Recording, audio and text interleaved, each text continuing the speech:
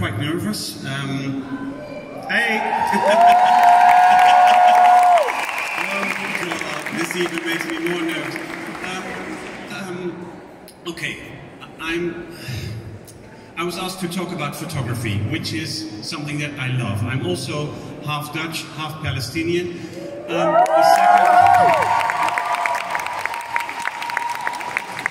We will get to Palestine during the piece, but I would like to talk about photography, and I would also want to apologize. I'm not only nervous,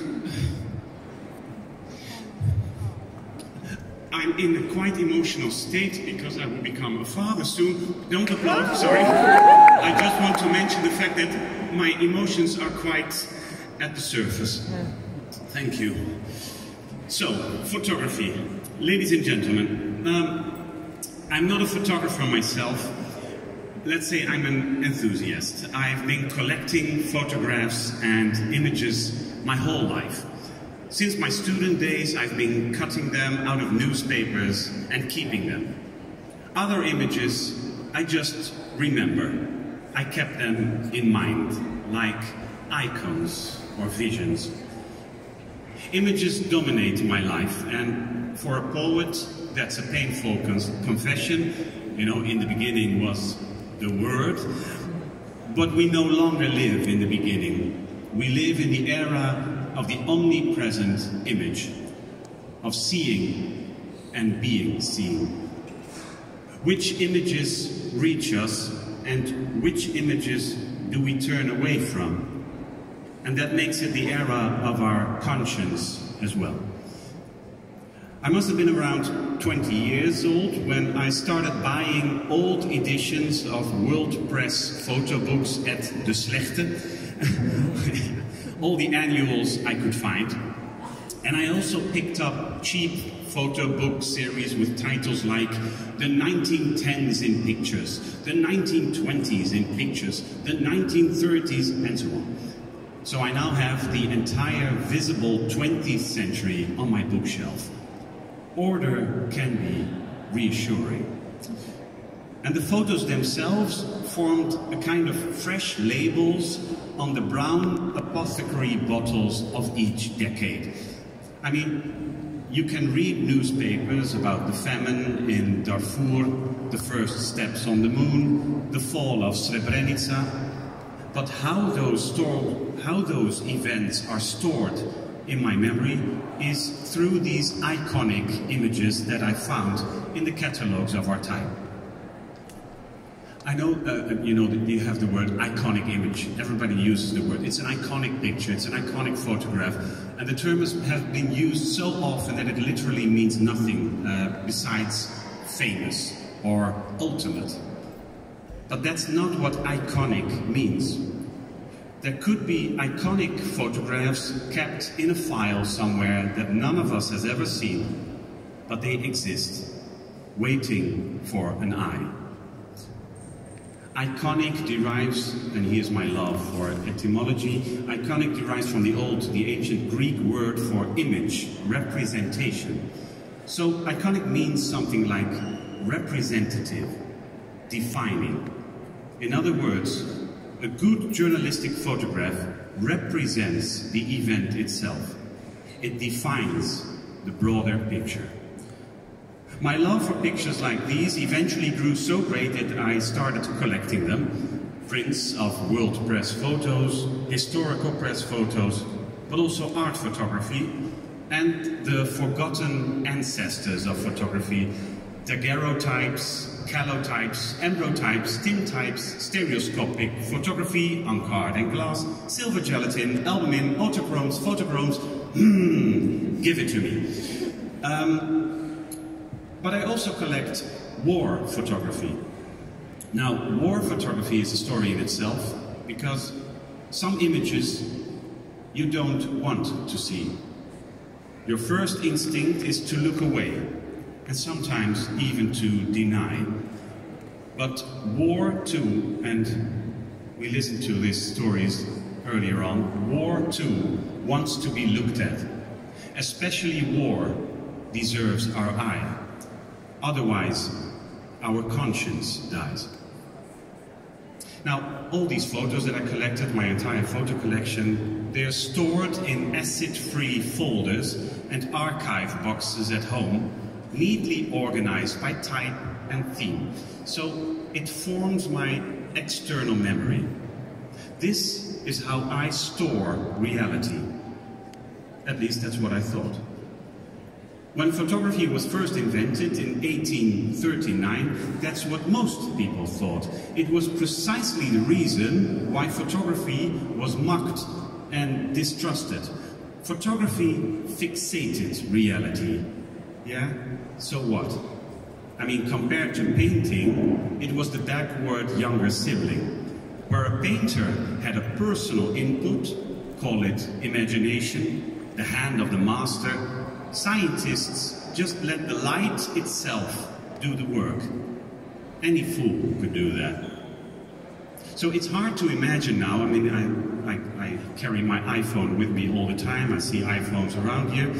It's hard to imagine now, but photography felt deeply unnatural in the early days, precisely because it recorded everything so naturally.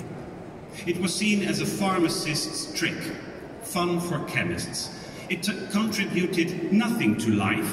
In fact, it took something away, life itself. It was a way of capturing what you, me, we all saw anyway, all around us, only now in black and white, without depth, and frozen forever. Photography was the poor man's reality. In the mid-19th century, the American Matthew Brady was one of the first photographers to use as a strength what photography was attacked for. If it stored reality, then one could also transport this photographic reality to those who were absent from it at that moment, in that place. And with this, photojournalism was born. Brady's famous daguerreotypes of the battlefields of the American Civil War indeed made him the first photojournalist ever. He brought the war into the living room. Now, it seems like a bit of dry information, but this was, and still is, revolutionary. Photojournalists, like the people we just encountered, can steer reality. They don't fixate it, but they shift reality. They give it direction. And of course that reality can never be objective. A camera mimics the human eye. Now, is there anything more subjective than a sense organ? I don't think so. So, reality is, willy-nilly, partisan. Like a barbapapa, my favorite word, like a barbapapa, it is netted according to the wishes of whoever handles it. And while capturing reality, there is always a choice, a handling. And these choices gradually became more frequent and complex. Specific framing, exposure settings, depth of field, shifted focus, the selection from multiple shots, and finally, editing. And so, photographers are still distrusted and suspected today. In former days, they were accused of fixating reality. Today, of manipulating it. Never a dull moment. I always enjoy the commotion that arises when it turns out that an entry for the World Press Photo Award has, oh no, child of Satan, been edited and is therefore disqualified. I follow those discussions from a distance, but to me, it seems implausible to find an adequate solution here, especially in an era when the images themselves are used to manipulate, to persuade us. Whether it's advertising or war, a new vacuum cleaner or genocide, the methods are the same. And it's 2024 now. If we learned one thing, it is this. In the end, photojournalism is not about portraying reality. It's not about manipulating reality. It's about something very simple and basic, offering narratives.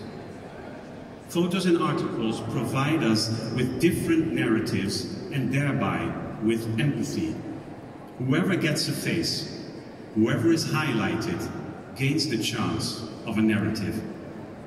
Take away someone's narrative, and he or she is expelled from humanity. In mid-October, I wrote an essay that was published in the Volkskrant, one of the major Dutch newspapers. The piece was about human dignity and the years-long absence in the Western media of names and faces for the tens of thousands of murdered civilians in Gaza and of Palestinians in general. In newspapers and newscasts, Palestinians are usually reported on in numbers. 14 dead, 1,200 wounded. And this while Israeli victims and victims in Western conflicts invariably get names. We see their faces, read about their lives and dreams, and we think this could have been me or my child. Palestinians remain anonymous, wrapped up in a void.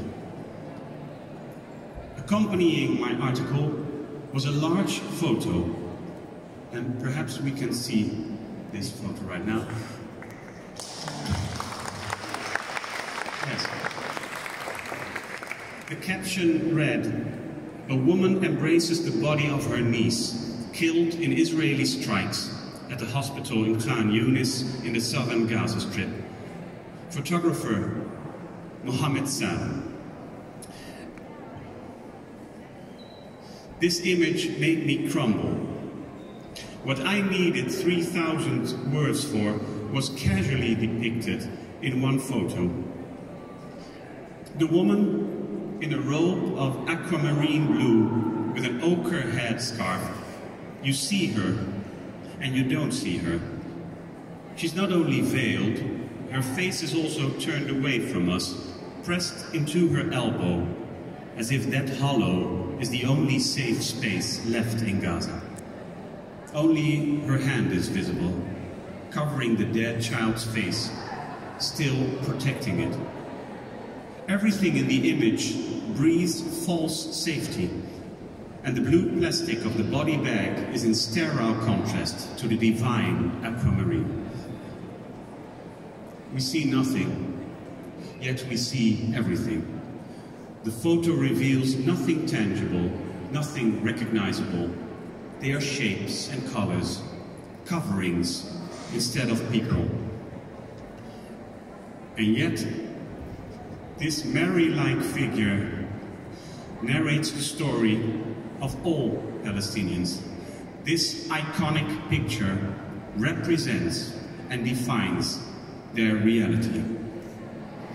And I remember seeing Salem's image, knowing that it would be kept in my mind forever. Mohammed Salem offers us a narrative, a chance of identification. And by the way, the woman is called INAS Abu MAAMAR, and her niece's name is SALY. She was 5 years old.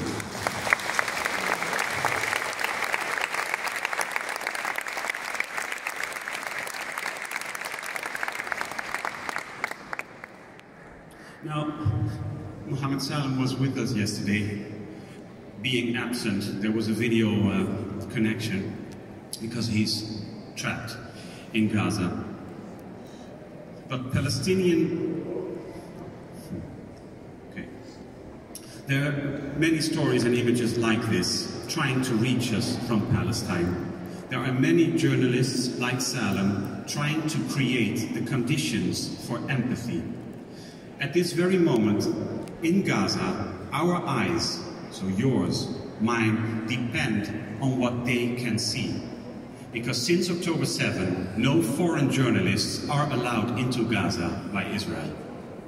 The Israeli army prefers to have no eyes around, no narrative beside theirs, no identification beside self-identification.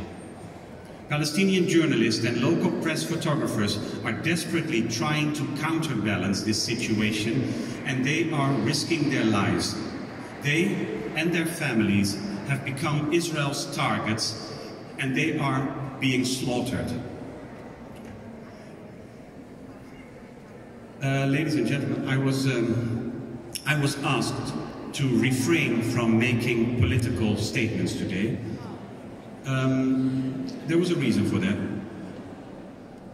I was asked to talk about dialogue instead, and I would love to talk about dialogue, but how can you ask me to talk about dialogue when well over 100 journalists, photographers, media workers have been killed in Gaza so far?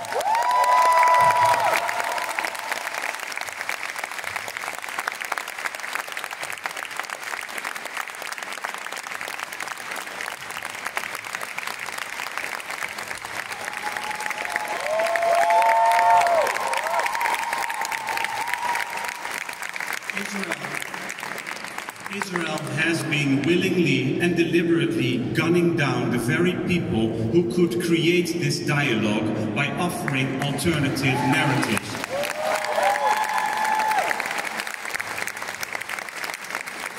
UN officials have described life in Gaza as hell but worse.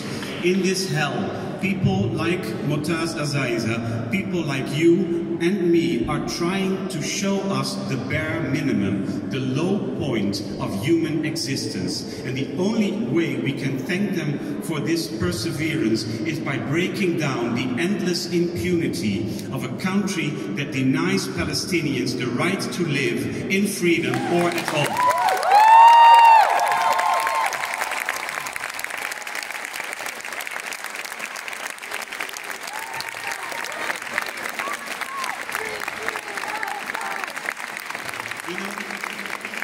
Journalists are doing their job by showing us their reality. Our job is to change this reality. And we can award the silver camera to Dutch-Palestinian photographer Sakir Khader. We can bestow World Press Awards upon Mohammed Salem and Mustafa Hassouna. But if we don't act, our words and awards mean nothing.